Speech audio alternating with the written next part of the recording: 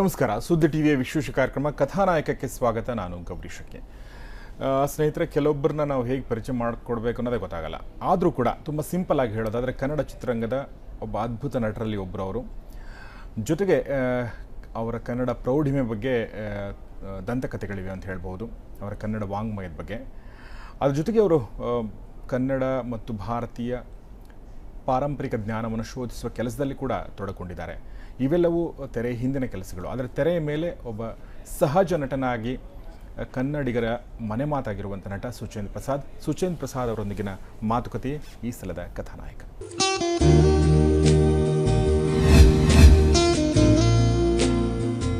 ಬನ್ನಿ ಹಾಗಾದರೆ ಈ ಸಲದ ಕಥಾನಾಯಕ ಸುಚೇಂದ್ರ ಪ್ರಸಾದ್ ಅವ್ರನ್ನ ಸ್ವಾಗತಿಸೋಣ. ಸರ್ ನಮಸ್ಕಾರ ಮತ್ತು welcome to our studio. Sir ಧನ್ಯವಾದ, ವಂದನೆ. Thank you. ಮೊದಲನೇದಾಗಿ ನನಗೆ ನಿಮ್ಮ ಹೆಸರಿನ ಬಗ್ಗೆ ತುಂಬ ಕನ್ಫ್ಯೂಷನ್ ಇತ್ತು. ಮುಂಚೆ ಭಾಳ ಜನ ಸುಚೇಂದ್ರ ಪ್ರಸಾದ್ ಅನ್ನೋರು, ನಾನು ಸುಚೇಂದ್ರ ಇರಬಹುದು, ಸುಚೇಂದ್ರ ತಪ್ಪಾಗುತ್ತೇನೋ ಅಂತ ಅಂದ್ಕೊಂಡಿದ್ದೆ. ಆಮೇಲೆ ನಿಮ್ಮ ಜೊತೆ ಮಾತಾಡಿದಾಗ ಗೊತ್ತಾಯಿತು ಸುಚೇಂದ್ರ ಪ್ರಸಾದ್ ಅಂತ. ಈ ಅನುಭವ ಆಗಿದೆ ನಿಮಗೂ ಕೂಡ? ತುಂಬ, ನನಗೂ ನನ್ನ ತಂದೆಯವ್ರನ್ನ ತುಂಬ ಬಾರಿ ಕೇಳಿದೆ ನಾನು, ಯಾಕೆ ಈ ಹೆಸರು ಅಂತ. ಸುಚಿಂದ್ರಂ ಅಂತ ತಮಿಳುನಾಡಲ್ಲಿ ಒಂದು ಜಾಗವೇ ಇದೆ, ತುಂಬ ಅದು ಒಂದು ಧರ್ಮಕ್ಷೇತ್ರ. ಅದು ಆ ಜಾಗದಿಂದ ಪ್ರಭಾವಿತರಾಗಿ ಅದು ಸುಚೇಂದ್ರನಾಗಿ ಅದು ಅಪಭ್ರಂಶಗೊಂಡಿದೆ ಅಂತ ನಂತರ ಅದು ವಿರೂಪಗೊಂಡಿದೆ ಅಂತ ಗೊತ್ತಾದದ್ದೇ ನಂತರ. ಹಾಗಾಗಿ ಸುಚೇಂದ್ರ ಪ್ರಸಾದ ಹೀಗೆ ಹೆಸರು ಅನ್ವರ್ಥವಾಗಿ ಬಂದಿದೆ ಅಂತ ನನ್ನ ನಂತರ ತಿಳ್ಕೊಂಡಿದ್ದು. ಸುಚೀಂದ್ರಂ ಅಂತಲೇ ಒಂದು ಜಾಗ ಇದೆ. ನಿಮ್ಮ ಹೆಸರು ಆ್ಯಕ್ಚುಲಿ ಸುಚೀಂದ್ರ ಪ್ರಸಾದ್ ಆಗಬೇಕಾಗಿದೆ. ಸುಚೀಂದ್ರ ಪ್ರಸಾದ್ ಅಂತೇನೋ ಆಗಬೇಕಾಯ್ತು. ಅದು ಯಾವ ಥರದಲ್ಲೂ ಅಂದರೆ ಸಂಧಿ ಕಾರ್ಯವೂ ಸರಿ ಹೋಗೋದಿಲ್ಲ. ಅದು ಸುಚೀಂದ್ರ, ಈ ಕಾರದ ಮುಂದೆ ಈ ಕಾರ ಬಂದಾಗ ಆ ಥರದ್ದು ಆಗಬೇಕು. ಅದು ಸುಚೇಂದ್ರ ಹೇಗಾಯಿತು ಗೊತ್ತಿಲ್ಲ, ಆದರೆ ಶಾಲೆಯಲ್ಲಿ ಅದು ಹಾಗೆ ಸುಚೇಂದ್ರ ಅಂತ ಆಗಿರೋದ್ರಿಂದ ನಾನು ಅದನ್ನು ಸುಚೇಂದ್ರ ಅಂತ ಅನ್ನೋ ಸಾಧ್ಯತೆಗಳಿದೆ. ಯಾಕಂದರೆ ಶುಚಿ ಅನ್ನೋ ವರ್ಣ ತುಂಬ ಪರಿಚಯ ಇರೋದ್ರಿಂದ ನಾನು ಯೋಚನೆ ಮಾಡಿದ್ದು ಇನ್ನೊಂದು ಶಚಿ, ಇಂದ್ರನ ಹೆಂಡತಿ ಶಚೀಂದ್ರನೂ ಆಗ್ಬೋದಾಗಿತ್ತೇನೋ. ಶಚಿ ಮತ್ತು ಇಂದ್ರ ಅದು ಆ ಮೂಲಗಳೇನು ಇವರು ಹೋಗಿ ಬಳಸಿ ಕಾಣಿಸಲಿಲ್ಲ ನನಗೆ. ನನ್ನ ಕುಟುಂಬ ವರ್ಗ ಸುಚೇಂದ್ರ ಅಂತ ಹೆಸರಾಗಿದೆ, ಹೆಸರಲ್ಲಿ ಏನಿದೆ ಅಂತ ನಾನು ಸುಮ್ಮನಾಗ್ಬಿಟ್ಟೆ. ಎಸ್, ಸುಚೇಂದ್ರ ಪ್ರಸಾದ್ ಅವರು ನಮಗೆ ನಟನಾಗಿ ತುಂಬ ಪರಿಚಿತರು. ಸುಮಾರು ವರ್ಷಗಳಿಂದ, ನನ್ನ ಪ್ರಕಾರ ಒಂದು 16-17 ವರ್ಷಗಳಿಂದ ನೀವು ಸತತವಾಗಿ ಕೆಲಸ ಮಾಡ್ಕೊಂಡು ಬಂದಿದ್ದೀರಾ, ಅಥವಾ ಅದಕ್ಕಿಂತ ಜಾಸ್ತಿನೂ ಮಾಡಿರ್ಬೋದು. ಹೇಗೆ ನಡೀತಾ ಇದೆ ನಿಮ್ಮ ನಟನಾ ಜರ್ನಿ ಅಂತ ಕೇಳೋಕ್ಕಿಂತ ಮುಂಚೆ ಸದ್ಯದ ಒಂದು ಚಿತ್ರ ಮರಳಿ ಮನೆಗೆ, ಅದರಲ್ಲಿ ನಿಮ್ಮ ಅಭಿನಯದ ಬಗ್ಗೆ ತುಂಬ ಮಾತುಗಳು ಕೇಳಿ ಬರ್ತಾ ಇದೆ. ಆ ಸಿನಿಮಾದ ಬಗ್ಗೆ ಕೂಡ ಒಳ್ಳೆ ಮಾತುಗಳು ಕೇಳಿ ಬರ್ತಾ ಇದೆ. ಆ ಚಿತ್ರದ ಅನುಭವನ ದಯವಿಟ್ಟು ಹೇಳಿ. ಮರಳಿ ಮನೆಗೆ ಈ ಕಾಲಘಟ್ಟದ ನಮ್ಮ ತಲೆಮಾರಿನ ಮಂದಿ ಅವರ ತಲ್ಲಣ, ತಹತಹ, ತಾಕಲಾಟ, ತವಕ ಇವುಗಳನ್ನೆಲ್ಲನೂ ಕ್ರೋಢೀಕರಿಸಿ ಮಾಡಿಕೊಂಡಂತಹ ಒಂದು ಕಥಾಭಾಗ ಅಂತ ನಾನು ಅಂದ್ಕೊಳ್ತೀನಿ. ಯಾಕೆಂದರೆ ಸಂಬಂಧಗಳು, ಇದು ಸ್ಥಿತ್ಯಂತರ ಕಾಲಘಟ್ಟ ಇದು. ಅದರಲ್ಲಿ ಸಂಬಂಧಗಳು ತುಂಬ ತೆಳುವಾಗ್ತಾ ಇದೆ, ತುಂಬ ಪಲ್ಲಟಗಳಿಗೆ ನಾವು ಒಡ್ಕೊಳ್ತಾ ಇದ್ದೀವಿ ಅನ್ನೋ ಸಂದರ್ಭದಲ್ಲಿನೇ ಮರಳಿ ಮನೆಗೆ ಅನ್ನೋದು ಕೇವಲ ಮನಕ್ಕೂ ಆಗುತ್ತೆ. ಮನೆ ಅಂದರೆ ಕೇವಲ 4 ಗೋಡೆ ಅಲ್ಲ, ಆ ಜಾಗವೇ ತುಂಬ ವಿಶಿಷ್ಟವಾದ್ದು. ಮನೆಗೆ ಮರಳೋದು ಬಹಳ ಮುಖ್ಯ. ಇದರಲ್ಲಿ ಹಿರಿಯರದೊಂದು ಮಾತಿದೆ ಯಾವಾಗಲೂ, ಕ್ಷಮೆ ಬಹಳ ಮುಖ್ಯ ಅನ್ನೋದು. ಯಾರು ಕ್ಷಮಾ ಮಾಡ್ತಾರೆ ಅಂಥವ್ರಿಗೆ ಬದುಕು ಒಂದಷ್ಟು ಒಳ್ಳೊಳ್ಳೆಯ ಉಡುಗೊರೆಯನ್ನು ಕೊಡುತ್ತೆ ಅನ್ನೋದೊಂದನ್ನು ಹಿರಿಯರು ಹೇಳ್ಕೊಂಡು ಮಾತದು. ಆಮೇಲೆ ತುಂಬ ಧೀಮಂತರು ಯಾರಿದ್ದಾರೆ ಅವ್ರು ಮಾತ್ರವೇ ಕ್ಷಮೆ ಕೇಳೋಕ್ಕೆ ಸಾಧ್ಯ ಆಗುತ್ತೆ, ಹಾಗೆ ಹೃದಯವಂತರು ಯಾರಿದ್ದಾರೆ ಅವ್ರು ಮಾತ್ರವೇ ಕ್ಷಮಾದಾನ ಮಾಡೋಕ್ಕೆ ಸಾಧ್ಯ ಆಗುತ್ತೆ ಅನ್ನೋದನ್ನು ಸೂಚ್ಯವಾಗಿ ಮರಳಿ ಮನೆಯಲ್ಲಿ ಹೇಳೋಕ್ಕೆ ಪ್ರಯತ್ನ ಮಾಡಿದ್ದಾರೆ. ನನಗೆ ಒಂದೇನೆಂದರೆ, ಈಗ ಈ ಥರದ ಸಿನಿಮಾಗಳು, ನೀವು ಮಾಡಿರುವಂಥ ಕೆಲವೊಂದು ಸಿನಿಮಾಗಳಿರಬಹುದು, ಅಥವಾ ಯೋಗೇಶ್ ಮಾಸ್ಟರ್ ಇದೇ ಮೊದಲನೇ ಬಾರಿಗೆ ನಿರ್ದೇಶನ ಮಾಡಿರುವಂಥ ಸಿನಿಮಾ,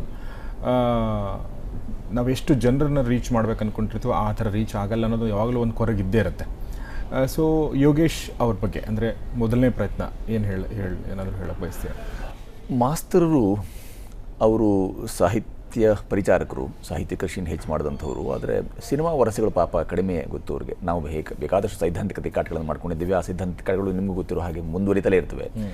ಸಿನಿಮಾ ಅಂತ ಬಂದಾಗ ಅದರ ವರಸೆಗಳು, ಪ್ರಸ್ತುತಿ ಹಂತಕ್ಕೆ ಬೇಕಾದಂಥ ಬೇರೆ ಬೇರೆ, ಅದರಲ್ಲಿ ನೀವು ಅನುಸರಿಸುವ ಭಾವನೆ ತುಂಬ ಬೇರೆ ಬೇರೆ ಆಗ್ತವೆ. ಆದರೆ ಅವರು ಆತುಕೊಂಡಿದ್ದು ಅವರ ಸಾಹಿತ್ಯದ ಕೃತಿಗೆ, ಅದು ಯಥಾವತ್ತು ದೃಶ್ಯರೂಪ ಹೇಗಾಗಬೇಕು ಅನ್ನೋದ್ರ ಬಗ್ಗೆ ಹೆಚ್ಚು ತಲೆ ಕೆಡಿಸ್ಕೊಂಡ್ರೆ ಹೊರತು ಅವರು ಸಿನಿಮಾ ಕುರಿತಾಗಿ ಏನೆಲ್ಲ ಆಗಬೇಕು ಆ ತಯಾರಿ ಭಾಳ ಕಡಿಮೆ ಅಂತ ಅನ್ನಿಸ್ತು ಅಂತ ನಾನು ಅವ್ರಿಗೆ ನೇರವಾಗಿ ಈಗಲೂ ಮುಂದೆ ಕೂತಿದ್ರು ಮಾತನ್ನು ಹೇಳೋದು, ಅವ್ರು ಇಲ್ಲ ಅಂತ ನಾವು ಹೇಳೋದಲ್ಲ. ಆದರೆ ನನಗೆ ಭಾಳ ಇಷ್ಟ ಆಗುವಂಥ ಸಂಗತಿ ಏನು ಅಂದರೆ, ಒಂದು ಅಕ್ಷರ ಅಂದರೆ ಸಾವಿಲ್ಲದ ಅಂತ. ಆ ಸಾವಿಲ್ಲದ ಕೃತಿಯೊಂದನ್ನು ದೃಶ್ಯರೂಪಕ್ಕೆ ತಂದುಕೊಡುವಂಥ, ಅಂದರೆ ದೃಶ್ಯರೂಪಕ್ಕೆ ತರೋದ್ರ ಮುಖಾಂತರ 4 ಮಂದಿಗೆ ಅದನ್ನು ತಲುಪಿಸ್ತೇನೆ. ಅಭಿವ್ಯಕ್ತಿ ಸಂವಹನವೇ ಪ್ರತಿ ಮಾಧ್ಯಮದ ಭಾಳ ದೊಡ್ಡ ಉದ್ದೇಶ. ಅಂಥ ಅಭಿವ್ಯಕ್ತಿ ಸಂವಹನ ಏಕಕಾಲಕ್ಕೆ ತುಂಬ ಜನರನ್ನು ತಲುಪಬೇಕು ಅನ್ನೋ ಅವ್ರ ಉಮೇದಿತ್ತಲ್ಲ, ಅದು ನನಗೆ ಹೆಚ್ಚು ತೀವ್ರ ಅಥವಾ ತುಂಬ ಸಾಂದ್ರ ಅಂತ ಅನ್ನಿಸ್ತು. ಹೇಳಕ್ಕೆ ಹೊರಟ ಸಂಗತಿಯು ಈ ಕಾಲಘಟ್ಟಕ್ಕೆ ತುಂಬ ಬೇಕು ಅಂತ ಅನ್ನಿಸ್ತು. Very true. ಈಗ ನಿಮ್ಮ ಮಾತುಗಳನ್ನ ಕೇಳ್ತಾ ಇದ್ದರೆ ಕೆಲವೊಂದು ಸಲ ನನಗೆ ಈ ದಿಗ್ಭ್ರಮೆ ಆಗುವಂಥ ಸಾಧ್ಯತೆಗಳಿದೆ. ಈಗಲೂ ನನಗಾಯಿತು ಹಿಂಗೆ, ಅಂದರೆ ಮುಖದ ಮೇಲೆ ಒಂದು ನಗು, ಅಂದರೆ ಬೆರಗಿನ ನಗು ನನ್ನ ಮುಖದ ಮೇಲೆ ಮೂಡುತ್ತೆ. ಅಷ್ಟು ಅದ್ಭುತವಾಗಿ ಕನ್ನಡ ಮಾತಾಡ್ತೀರಿ, ಹೇಗೆ ಸಾಧ್ಯ ಇದು? ನಾನು ಮೂಲತಃ ಕನ್ನಡಿಗನಲ್ಲ, ಅಂದರೆ ಅದು ಒಂದು ಇನ್ನೊಂದು ಅದ್ಭುತ. ನನ್ನ ಮನೆ ಮಾತು ಕನ್ನಡವಲ್ಲ. ನನ್ನ ಪೂರ್ವಿಕರು ಬೇರೆಲ್ಲಿಂದಲೂ ಉತ್ತರದಿಂದ ಇಲ್ಲಿ ವಲಸೆ ಬಂದು ಇಲ್ಲಿ ಆಶ್ರಯ ಪಡೆದ್ರು ಅಂತ ನನಗೆ ಕೇಳಿ ಗೊತ್ತು, ನಾನು ಸ್ವತಃ ಗೊತ್ತಿಲ್ಲ. ಆದರೆ ನಾನು ಜನ್ಮಿಸಿದ್ದು ಕರ್ನಾಟಕವೇ ಆದ್ದರಿಂದ ನನಗೆ ಆಶ್ರಯ ಕೊಟ್ಟ ನೆಲ ಮತ್ತು ಅದರ ಹುಲಿ, ಆ ಭಾಷೆಯನ್ನು ಅದಕ್ಕೆ ಅಪಚಾರವಾಗದ ಹಾಗೆ, ಚ್ಯುತಿ ಬಾರದ ಹಾಗೆ ನಡೆಸ್ಕೊಳ್ಬೇಕು, ನುಡಿಬೇಕು ಅಂತ ಒಂದು ಬುದ್ಧಿಪೂರ್ವಕ ಯತ್ನವೊಂದನ್ನು ಕೆಲವು ದಶಕಗಳ ಹಿಂದೆ ನಾನು ಮಾಡಿಕೊಂಡೆ. ಭಾಷೆ ವಿಚಾರದಲ್ಲಿ ಎಲ್ಲರಿಗೂ ಒಂದು ಬೆರಗಿದ್ದೇ ಇದೆ. ಭಾಷೆ ಹಾಗೆ ನೋಡಿಕೊಂಡ್ರೆ ವಾಗೀಂದ್ರಿಯ ಜನ್ಯ ಅರ್ಥವಾಹಕ ಧ್ವನಿ ವ್ಯವಸ್ಥೆ ಅಂತ ಕರ್ಕೊಳ್ತೇವೆ. ಅದರ ವ್ಯಾಖ್ಯಾನವೇ ಅಷ್ಟು. ವಾಕ್ ಅನ್ನೋದು ಇಂದ್ರಿಯ, ಅದನ್ನು ಅಭಿವ್ಯಕ್ತಿ ಸಂವಹನಕ್ಕೆ ಇಟ್ಕೊಂಡ ಒಂದು ಮಾಧ್ಯಮವನ್ನು ಭಾಷೆ ಅಂತ ಕರಿತೇವೆ. ಅದರಲ್ಲಿ ನಮ್ಮವರು ಇಲ್ಲಿ ನಡೆದ ಆಟಾಟೋಪಗಳನ್ನು ಗಮನಿಸಿದಾಗ ನನಗನ್ಸಿದ್ದು, ಯಾಕೆ ಹಾಗೆಲ್ಲ ಸುಮ್ಮನೆ ಹಾರಾಟ, ನಮ್ಮ ತನುವನ್ನು ಸಂತೈಸ್ಕೊಳ್ಬೇಕು ಅಂತ ಹಿರಿಯರು ಹೇಳಿದ ಹಾಗೆ ಭಾಷೆ ವಿಚಾರದಲ್ಲಿ ಧ್ವಜದ ಇಟ್ಕೊಂಡು ನಾನು ಭಾಷೆಯನ್ನು ಉದ್ಧಾರ ಮಾಡ್ತೇನೆ ಅಂತ ಹೇಳೋದನ್ನು ಪಕ್ಕಕ್ಕೆ ಇಟ್ಬಿಟ್ಟು ಬಳಸಿದ್ರೆ ಬೆಳೆಸಿದ ಹಾಗೆ ಅಂತ ಯೋಚನೆ ಮಾಡಿ ಬಳಸೋಕೆ ಆರಂಭ ಮಾಡಿದೆ. ಯಾರದಕ್ಕೆ ಸ್ಫೂರ್ತಿ? ನನಗೆ ಕನ್ನಡವೇ ಸ್ಫೂರ್ತಿ. ನಾನು ಓದಿದ ಶಾಲೆಗಳು, ನನ್ನ ವಿದ್ಯಾರ್ಥಿ ದಶೆಯಲ್ಲಿ ನನಗೆ ಸಿಕ್ಕಂಥ ನನ್ನ ಪರಿಸರ, ಸಾಮಾನ್ಯವಾಗಿ ಒಬ್ಬ ವ್ಯಕ್ತಿತ್ವ ರೂಪಿತವಾಗೋದೇ ಅವನು ಸಿಗುವ ಪರಿಸರ ಮತ್ತು ಪರಿಸ್ಥಿತಿಯಿಂದ ಅಂತ ಹೇಳ್ತಾರೆ. ನನಗೆ ಸಿಕ್ಕ ಪರಿಸರ ಹಾಗಿತ್ತು ಅಂತ ಅನಿಸುತ್ತೆ.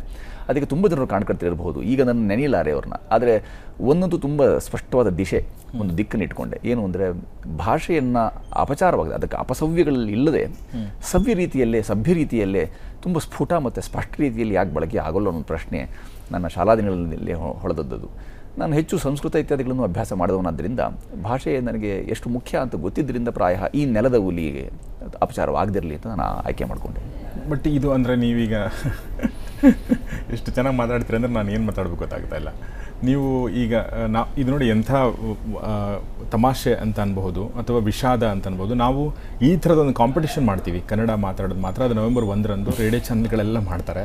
ನೀವು ಕನ್ನಡ ಇಂಗ್ಲೀಷ್ ಬಳಸ್ದಂಗೆ ಬೇರೆ ಯಾವುದೇ ಭಾಷೆ ಶಬ್ದಗಳನ್ನ ಬಳಸದ ಹಾಗೆ ನೀವು ಕನ್ನಡ ಮಾತಾಡಿ ತೋರಿಸಿ ಅಂಥೇಳಿ. ಅಷ್ಟು ಅಂದರೆ ನಾವು ಪೊಲ್ಯೂಟ್ ಆಗಿದ್ದೀವಿ, ನಮ್ಮ ಭಾಷೆ ಪೊಲ್ಯೂಟ್ ಆಗಿದೆ. ನೋಡಿ, ನಾನು ಅದನ್ನೇ ಬಳಸ್ತಾ ಇದ್ದೀನಿ, ಕ್ಷಮೆ ಇರಲಿ ದಯವಿಟ್ಟು.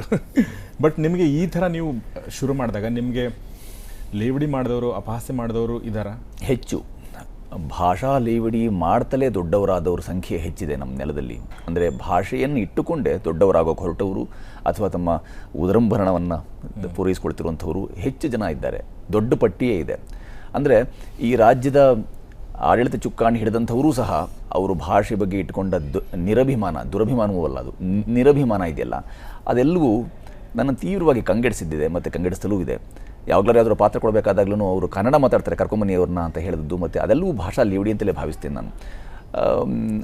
ಈ ಪ್ರಸಂಗಗಳಿವೆಯಲ್ಲ, ಅವು ಅನ್ಯ ರಾಜ್ಯ ಅಥವಾ ನಮ್ಮ ಸಹೋದರ ರಾಜ್ಯಗಳಲ್ಲಿ ಇದು ಕಾಣಿಸಿಕೊಳ್ಳಲ್ಲ ನಿಮಗೆ. ಅವರು ಭಾಷೆಯನ್ನು ಪ್ರೀತಿಸುವ ಪರಿ ಇದೆಯಲ್ಲ, ಅದು ನಮಗಿಂತಲೂ ತುಂಬ ಭಿನ್ನವಾದ್ದು.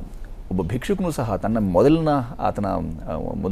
ದಿನದ ಮೊದಲ ಆತನ ಭಿಕ್ಷೆಯನ್ನು ಇಟ್ಟುಕೊಂಡು ದಿನಪತ್ರಿಕೆಯನ್ನು ಕೊಂಡು ಹೋದಂಥ ಆ ಸಂಪ್ರತಿ ಇದೆಯಲ್ಲ, ನಮ್ಮಲ್ಲಿ ಬಾರದೆ ಹೋದಕ್ಕೆ ಮಾರಾಮೂರ್ತಿ ಅಂಥವರು ಸಹ ತುಂಬ ಜನರು ಕನ್ನಡಿಗರ ದೌರ್ಭಾಗ್ಯ ಅಂತ. ಮತ್ತು ನನಗೆ ಸಾಹಿತ್ಯದ ಪರಿಚಾರಕ ಅಥವಾ ವಿದ್ಯಾರ್ಥಿ ನಾನಾಗಿರೋದ್ರಿಂದ ಆ ಎಲ್ಲ ಸಾಲುಗಳು ನನಗೆ ತುಂಬ ಸ್ಫೂರ್ತಿದಾಯಕ ಈಗಲೂ. ಅದು ಯಾಕೆ ನಮ್ಮವ್ರಿಗೆ ಅದು ಅರ್ಥವಾಗಲ್ಲ ಗೊತ್ತಿಲ್ಲ. ನಿನ್ನ ನೆಲದಲ್ಲಿ ನೀನಾದರೆ ಅನ್ಯ, ಬೇರೆ ನೆಲ್ಲಿ ಆಗುವೆ ಮಾನ್ಯ ಅಂತ ಕೇಳಿದಂಥ ದೊಡ್ಡವರಿದ್ದಾರೆ ನಮ್ಮಲ್ಲಿ.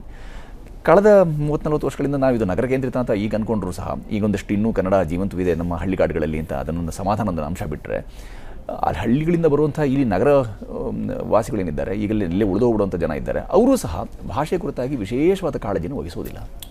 ಸರ್, ನಾನು ಇನ್ನಷ್ಟು ನಿಮ್ಮ ಜೊತೆ ಮಾತಾಡ್ತೀನಿ. ಇದು ಭಾಷೆ ಬಗ್ಗೆ, ಕನ್ನಡದ ಬಗ್ಗೆ ಸುಚೇನ್ ಪ್ರಸಾದ್ ಅವ್ರ ಜೊತೆಗೆ ನಾವು ಮಾತಾಡಿದ್ವಿ. ಇನ್ನು ಅವರ ನಟನ ಪಯಣದ ಬಗ್ಗೆ, ಅವರ ಸಿನಿಮಾಗಳ ಬಗ್ಗೆ ಮತ್ತು ಅವ್ರು ಮಾಡಬೇಕು ಅಂದ್ಕೊಂಡಿರೋ ಪ್ರಯೋಗಗಳ ಬಗ್ಗೆ, ಈ ಎಲ್ಲದ್ರ ಬಗ್ಗೆ ಮಾತಾಡೋಣ ಚಿಕ್ಕದೊಂದು ಬ್ರೇಕ್ನ ನಂತರ. ಕಥಾನಾಯಕ ಈ ಕಾರ್ಯಕ್ರಮಕ್ಕೆ ನಿಮಗೆಲ್ಲ ಮತ್ತೊಮ್ಮೆ ಸ್ವಾಗತ. ನಮ್ಮ ಜೊತೆಗಿದ್ದಾರೆ ಹೆಸರಾಂತ ನಟ ಸುಚೇನ್ ಪ್ರಸಾದ್ ಅವರು. ಸುಚೇನ್ ಪ್ರಸಾದ್ ಜಿ, ನಮಸ್ಕಾರ. ಮತ್ತೊಂದು ಸಲ ಸ್ವಾಗತ ನಿಮಗೆ. ನಿಮ್ಮ ಅಭಿನಯ ಶುರುವಾಗಿ ಸುಮಾರು 1.5 ದಶಕಗಳಕ್ಕಿಂತ ಜಾಸ್ತಿ ಆಯಿತು. ನೀವು ಮೇನ್ ಸ್ಟ್ರೀಮ್ ಸಿನಿಮಾಗಳಲ್ಲೂ, ಅಂದರೆ ನಾವು ಕಮರ್ಷಿಯಲ್ ಸಿನಿಮಾ ಏನಂತೀವಿ ಆ ಸಿನಿಮಾಗಳಲ್ಲೂ, ಮತ್ತು ಆಫ್ ಬೀಟ್ ಸಿನಿಮಾಗಳು ಅಥವಾ ಆರ್ಟ್ ಸಿನಿಮಾ ಅಂತ ಏನು ಕರಿತೀವಿ ಅದರಲ್ಲೂ ಕೂಡ ಸಮಾನವಾಗಿ ಹೆಜ್ಜೆಗಳನ್ನ ಇಟ್ಕೊಂಡು ಬಂದಿದ್ದೀರಾ. ಸೊ ಹಿಂತಿರುಗಿ ನೋಡಿದಾಗ ಒಬ್ಬ ನಟನಾಗಿ ಎಷ್ಟು ತೃಪ್ತಿ ತಂದಿದೆ ಈ ಪಯಣ? ಒಂದಷ್ಟು ವರ್ಷಗಳ ಹಿಂದೆ ನಮ್ಮ ಸ್ನೇಹಿತರು ಈಗ ಗತಿಸಿ ಹೋದ ಅಂಬರೀಷ್ ಪುರಿಯವ್ರನ್ನ ಒಬ್ಬರು ಪ್ರಶ್ನೆ ಕೇಳಿದರು. ತುಂಬ ಉತ್ಕೃಷ್ಟವಾದಂತಹ ಪಾತ್ರ ಅಂತ ಯಾವುದಾದ್ರೂ ಇದೆಯೇ ಅಂತ ಕೇಳಿದ್ರು. ಇಲ್ಲ, ಎಲ್ಲ ಪಾತ್ರಗಳನ್ನು ಉತ್ಕೃಷ್ಟ ರೀತಿಯಲ್ಲಿ ನಿಭಾಯಿಸಬೇಕಾಗುತ್ತೆ ಅನ್ನೋದನ್ನು ಅವ್ರು ಹೇಳಿದರು. ನಾನು ಸರಿ ಇದೆ ಅವ್ರು ಹೇಳಿದ್ದು, ಆ ವ್ಯಾಖ್ಯಾನವೂ ಸರಿ ಇದೆ ಅಂತ ಅಂದ್ಕೊಂಡಿದ್ದೆ. ನಾನು ಯಾಕೆ ಇದನ್ನು ಉದಾಹರಿಸಿದೆ ಈಗ ಅಂತ ಹೇಳಿದ್ರೆ, ಹಿಂತಿರುಗಿ ನೋಡಿದಾಗ ಸಿಂಹಾವಲೋಕನದಲ್ಲಿ ತುಂಬ ತೃಪ್ತಿದಾಯಕ ಅಥವಾ ಬಹಳ ಸಮಾಧಾನಕರ ಸಂಗತಿ ಇದು, ಈ ಪಾತ್ರಗಳನ್ನು ಅಥವಾ ಈ ಸಿನಿಮಾಗಳನ್ನು ಮಾಡಿದ್ದಕ್ಕಾಗಿ ಆನಂದ ತುಂದಿಲನಾಗಿದ್ದೇನೆ ಅಂತ ಹೇಳ್ಕೊಳ್ಳುವಂಥ ಒಂದು ಪ್ರಸಂಗವೂ ಇಲ್ಲ. ಬರೀ ದೋಷವೇ ಕಾಣುತ್ತೆ. ನಾವು ದೋಷಮುಕ್ತ ಕೆಲಸ ಮಾಡೋಕ್ಕೆ ಸಾಧ್ಯವಾಗಲ್ಲ. ಹೌದು, ನಾವೆಲ್ಲರೂ ದೌರ್ಬಲ್ಯ ವಿಹೀನರೇನಲ್ಲ, ಎಲ್ಲ ದೌರ್ಬಲ್ಯ ಇಟ್ಕೊಂಡೇ ಕೆಲಸ ಮಾಡುವಂಥವ್ರು. ಆದರೆ ನಾನು ಅನ್ವೇಷಕ ಬುದ್ಧಿ ಇರುವಂಥ ಒಂದು ಜಾಡನ್ನು ಆಯ್ಕೆ ಮಾಡ್ಕೊಂಡ್ಬಿಟ್ಟೆ ಅಂತ ಅನಿಸುತ್ತೆ. ಅದರಿಂದಾಗಿ ಅತೃಪ್ತ ಭಾವ ಅಥವಾ ಅಸಮಾಧಾನ ಹೇಗೆ ಭುಗಿಲಿದ್ದು ಕಾಡುತ್ತೆ ನನ್ನ ಅಂತಂದರೆ, ಎಂಥ ಸ್ಥಾಪಿತ ಹೆಸರುಗಳು ಅಥವಾ ಸ್ಥಾಪಿತ ಮುಖಗಳು ಅಥವಾ ಸ್ಥಾಪಿತ ಕಸುಬುದಾರಿಕೆ ಇರುವಂಥ ಕುಸುರಿ ಕೆಲಸದವರು ಅಂತ ಅನಿಸಿದ್ರು ಆ ನಿರ್ದೇಶಕರ ಜೊತೆ ಕೆಲಸ ಮಾಡಿದಾಗ ನನಗೆ ಅಂಥದ್ದು ಅವ್ರು ಇನ್ನೂ ಸ್ವಲ್ಪ ಇನ್ನೊಂದಿಷ್ಟು ಪ್ರೌಢ ಮತ್ತು ಪ್ರಬುದ್ಧ ಚಿಂತನೆ ಇಟ್ಕೊಂಡವರಾಗಿದ್ದು ಚೆನ್ನಾಗಿತ್ತಲ್ಲ. ಇದೊಂದು ಸಣ್ಣ ಸಂಗತಿ, ಇದು ಹೇಗೆ ಅವರ ಗಮನದಿಂದ ಜಾರಿ ಹೋಯಿತು, ಯಾಕೆ ಸಾಧ್ಯವಾಗಲಿಲ್ಲ, ಈ ಥರದ್ದೆಲ್ಲ ಪ್ರಶ್ನೆಗಳು ಹೆಚ್ಚು ಹೇಳಬರುತ್ತವೆ. ಹಾಗಾಗಿ ಮಾಡಿದಂಥ ಎಲ್ಲ ಕೆಲಸಗಳು ಒಂದು 5-6 ಸಿನಿಮಾಗಳಿಗೆ ಅವರು ರಾಷ್ಟ್ರಮಟ್ಟದ ಪ್ರಶಸ್ತಿ ಇತ್ಯಾದಿಗಳನ್ನು ಕೊಟ್ಟಿದ್ದಾಗ್ಯೂ ಸಹ ನನ್ನ ಮಟ್ಟಿಗೆ ನಾನು ಕೊಡುಗೆ ಸಲ್ಲಿಸೋದು ಇನ್ನೂ ಹೇಳ ಇತ್ತೇನೋ ಅಥವಾ ಕೆಲಸ ತೆಗಿಬೇಕಾದಾಗ ಅವ್ರಿಗೂ ಇನ್ನೂ ಬೇಕಾದಷ್ಟು ಅಂತಹ ಪೂರ್ವ ತಯಾರಿ ನಿಮ್ಗೆ ಹೇಳಿದಂಗೆ ನಿಮ್ಮ ಅನ್ವೇಷಕ ಬುದ್ಧಿನೋ ಅಥವಾ ಒಬ್ಬ ನಿರ್ದೇಶಕ ಒಳಗಡೆ ಇರೋದ್ರಿಂದ ಬಹುಶಃ ಆ ಥರದ್ದು ಆದರೂ ಕೂಡ ಈಗ ನಿಮಗೆ ಸಾಮಾಜಿಕ ಮನ್ನಣೆ ಅಥವಾ ಪ್ರಶಸ್ತಿಗಳ ಮನ್ನಣೆ ಬಂದಿರುವಂಥ ಪಾತ್ರಗಳನ್ನಾದರೂ ನೀವು ನೋಡಿದರೆ ನಿಮಗೆ ಸ್ವಲ್ಪ ಮಟ್ಟಿಗೆ ಪರವಾಗಿಲ್ಲ ಅನ್ನೋ ಇಲ್ಲ. ಈವರೆಗೆ ನಾನು ಹೇಳಿದ್ದೆ ಅಂಥ ಎಲ್ಲ ಪರಿಸ್ಥಿತಿಗಳ ಬಗ್ಗೆ. ಅಂದರೆ ನಾನು ಮಾತಾಡೋಕೆ ಹೋದದ್ದು ಮೌಲಿಕ ಸಂಗತಿಗಳ ಬಗ್ಗೆ. ಅಮೌಲಿಕವಾದ್ದು ಅಮಂಗಳದ ಬಗ್ಗೆ ತುಂಬ ಜನರಿದ್ದಾರೆ ಮಾತಾಡೋದಕ್ಕೆ ಅನ್ನೋದೊಂದು ಧಾರ್ಷ್ಟ್ಯ ಅನ್ನೋದು ಯಾವಾಗಲೂ. ಅದು ಗೊತ್ತಿಲ್ಲ ನನಗೆ. ನನ್ನ ಸಮಕಾಲೀನ ಪರಿಸ್ಥಿತಿಯಲ್ಲಿ ನಾನು ಗಮನಿಸ್ಕೊಂಡಾಗ ಜೊಳ್ಳು ಹೆಚ್ಚಿದೆ, ಕಾಳು ಕಡಿಮೆ ಅಂತ ಅನಿಸ್ಬಿಟ್ಟಿದೆ. ಒಂದು 50-100 ವರ್ಷಗಳ ಹಿಂದೆ ಇದ್ದಂಥ, ಅಂದರೆ 3-4 ಇಯತ್ತೆ ಆ ತರಗತಿಯಲ್ಲೂ ದಾಟದಂಥ ಜನರಿಗೆ ಇದ್ದಂಥ ಬೌದ್ಧಿಕತೆ, ಅದೊಂದು ಈಗ ನಾವು ಸ್ನಾತಕೋತ್ತರ ಪದವಿಗಳನ್ನು ಪಡ್ಕೊಂಡ ನಂತರವೂ ಯಾಕೆ ನಮ್ಮಲ್ಲಿಲ್ಲ ಅನ್ನೋದೊಂದು ದೊಡ್ಡ ಪ್ರಶ್ನೆ ನಾನು ಇಂದು ಕಾಡಿದೆ. ನೀವು ಆ್ಯಕ್ಟರ್ ಆಗಿ ನಿಮ್ಮ ಬಗ್ಗೆ ಹೇಳಿ, ನೀವು ಎಷ್ಟು ಮಾರ್ಕ್ಸ್ ಕೊಡ್ತೀರಾ? ನಿಮಗೆ 100 ಅಂಕಗಳಿತ್ತು ಅಂತಂದರೆ ನಾನಿನ್ನೂ 1 ಅಥವಾ 2 ದಾಟಲಿಲ್ವೇನೋ ಅಂತ ನನಗನ್ಸುತ್ತೆ. ಇನ್ನೂ ಸಾಧ್ಯತೆಗಳು 100, ಬಹು ಸಾಧ್ಯತೆಗಳ ಕ್ಷೇತ್ರ ಇದು. ಹಾಗಾಗಿ ಹೆಚ್ಚು ಸಾಧ್ಯತೆಗಳನ್ನ ಇನ್ನೂ ಅನ್ವೇಷಿಸಬೇಕಿದೆ. ನೀವು ನಾನೊಬ್ಬ ನೋಡುಗನಾಗಿ ನಮಗೆ ನಿಮ್ಮ ಅಭಿನಯ ತುಂಬ ಸಹಜ ಮತ್ತು ಮನಮುಟ್ಟುವಂಥ ಅಭಿನಯ ಅದೆಲ್ಲವೂ ನಮಗನ್ಸುತ್ತೆ. ಅದರ ಜೊತೆಗೆ ಒಂದು ತುಂಬ ಮುಖ್ಯವಾದ ಲಕ್ಷಣ ಸಹಜ ಅಭಿನಯ. ಅಂದರೆ ಸುಚೇಂದ್ರ ಪ್ರಸಾದ್ ಅವರ ಪಾತ್ರಕ್ಕೆ ಏನು ಬೇಕು ಅನ್ನೋದ್ರ ಜೊತೆಗೆ ಆ ಪಾತ್ರ ನಿಜವಾದ ಜೀವನದಲ್ಲಿ ಹೇಗೆ ಮಾಡುತ್ತೋ ಹಾಗೇ ಇರುತ್ತೆ ಅಂತ ನಮಗನ್ಸುತ್ತೆ.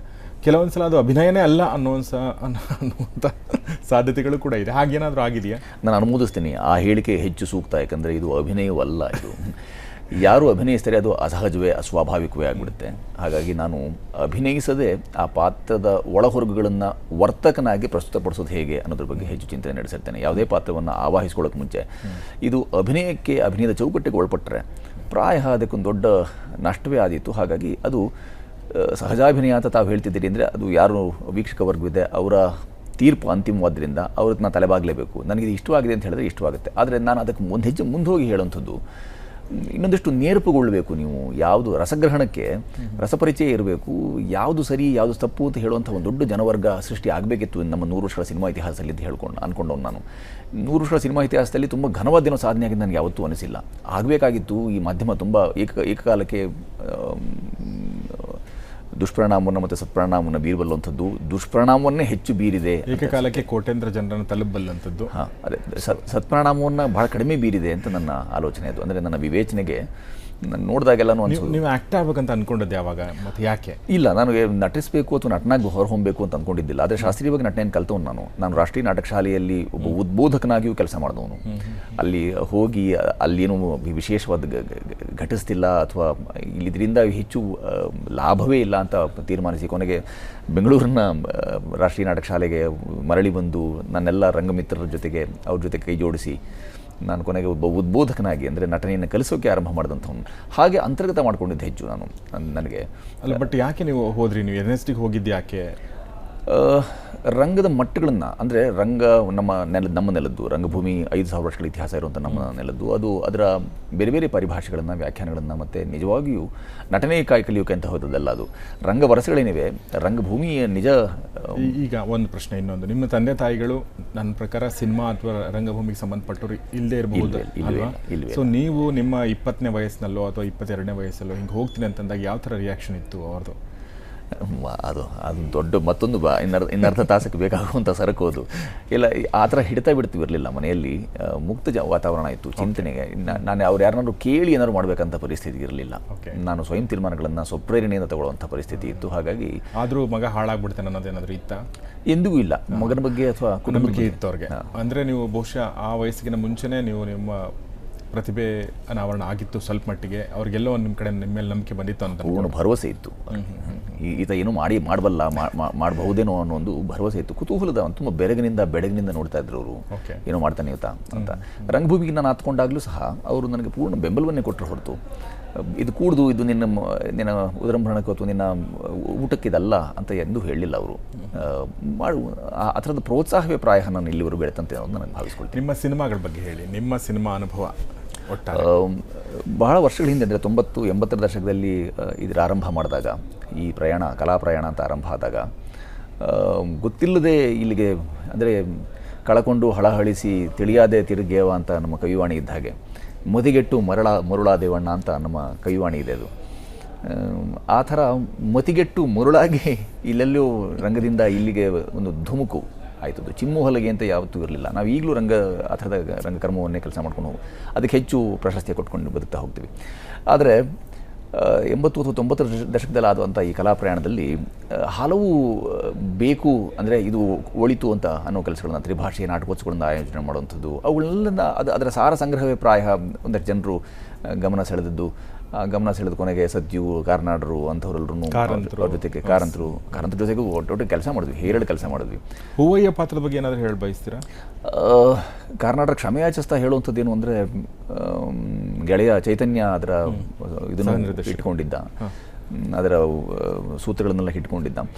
ನಾನು ಕಾದಂಬರಿಯನ್ನು ಅಮೂಲಾಗ್ರ ಓದಿದಾಗ ಅದು ಯಥಾವತ್ತಾಗಿ ತೆರೆ ಮೇಲೆ ಮೂಡ್ತು ಅಂತ ಹೇಳಲಾರೆ. ಅದಕ್ಕೆ ನಾನು ತುಂಬ ದೊಡ್ಡ ಜಟಾಪಟಿಯನ್ನು ಕರ್ನಾಟಕಟ್ಟಿಗೂ ಅಥವಾ ಆನಂತರ ವೀಕ್ಷಕ ವರ್ಗ, ಅಂದರೆ ಕುವೆಂಪು ಅವರ ಬಹಳ ದೊಡ್ಡ ಅಭಿಮಾನಿ ವರ್ಗ ಇತ್ತಲ್ಲ, ಅವ್ರ ಜೊತೆಗೆ ಬಹಳ ದೊಡ್ಡ ಜಗಳವನ್ನೇ ಮಾಡಬೇಕಾಯಿತು. ನಾವು ಓದಿದ ಹೂಯ್ಯ ಇದೆಲ್ಲ, ನೀವು ಅಂಥದ್ದು ನಿಮ್ಮ ಧಾರ್ಷ್ಟ್ಯ ಎಂಥದ್ದು ಅಂತ, ಹೂವನ್ನು ಬೇರೆಯೇ ಚಿತ್ರಿಸುವಂಥ ಹೂವಿನ ಧಾರ್ಷ್ಟ್ಯ ಎಂಥದ್ದು ಅಂತ ಹೇಳೋದು ತುಂಬ ಜನರ ಜೊತೆ ನಾನು ಜಗಳಾಡಬೇಕಾಯಿತು.